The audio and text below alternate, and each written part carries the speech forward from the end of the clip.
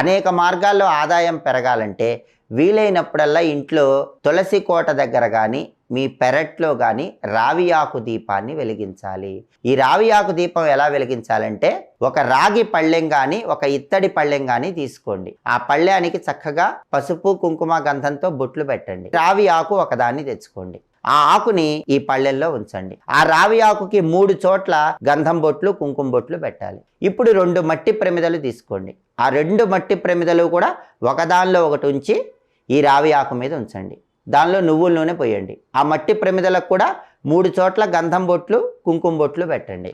అలా బొట్లు పెట్టాక నువ్వుల నూనె పోసి 2 ఒత్తులు కలిపి ఒక ఒత్తిలాగా చేసి ఏకహారతితో కానీ అగరబత్తితో కానీ దీపాన్ని వెలిగించాలి. రావి చెట్టు విష్ణు స్వరూపం కాబట్టి ఈ రావి ఆకు దీపం అనేది తులసి కోట దగ్గర మీ పెరట్లో వెలిగించుకున్న దేవుడి గదిలో వెలిగించిన విశేషంగా ధనప్రాప్తిని సిద్ధింపజేసుకోవచ్చు.